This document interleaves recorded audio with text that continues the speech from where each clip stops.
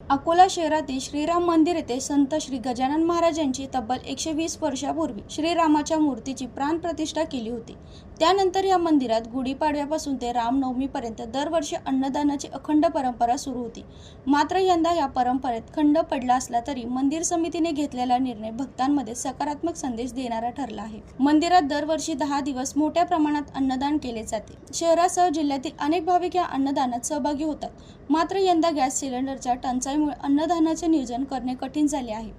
अनेक भक्तांनी स्वतःहून सिलेंडर उपलब्ध करून देण्याची तयारी दर्शवली होती। मात्र हे सिलेंडर काळ्या बाजारातून आणावे लागतील आणि त्यामुळे इतर कोणाचा हक्क हिरावला जाईल अशी भावना मंदिर समितीने व्यक्त केली। याच पार्श्वभूमीवर मंदिर समितीने यंदा अन्नदान न करण्याचा निर्णय घेतला। संत गजानन महाराजांच्या पावन स्पर्शाने या पवित्र भूमीमध्ये स्वर्गीय बच्चूलालजी अग्रवाल यांनी स्थापित केलेला हा राम मंदिर सातत्याने धार्मिक, सामाजिक आणि परंपरेला अनुसरून 120 वर्षापासून कार्यक्रम करत असते।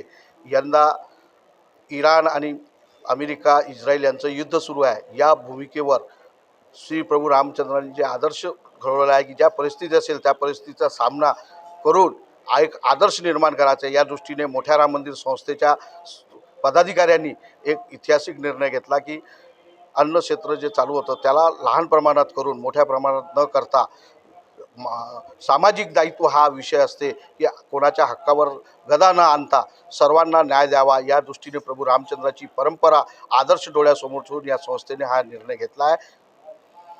हा निर्णय घेताना समितीने स्पष्ट केले की परंपरा महत्त्वाची असली तरी समाजहित त्याहून महत्त्वाचा आहे। कुणाचाही हक्क मारून अन्नदान करणे योग्य नाही असा संदेश समितीने दिला आहे। मंदिर समितीच्या या निर्णयाचं शहरात कौतुक होत आहे।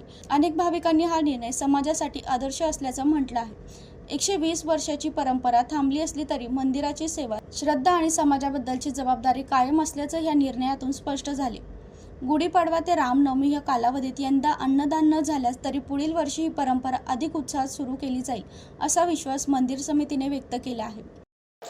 परंपराच्या दृष्टिकोनातून आम्ही सामाजिक कार्यक्रम राबवत असतो, तरीसुद्धा यावर्षी गॅस टंचाईच्या याच्यामुळे आम्ही हा कार्यक्रम मोठ्या प्रमाणात राबवू शकलो नाही, तरी पुढच्या वर्षी यापेक्षाही मोठा कार्यक्रम राबवू शकू।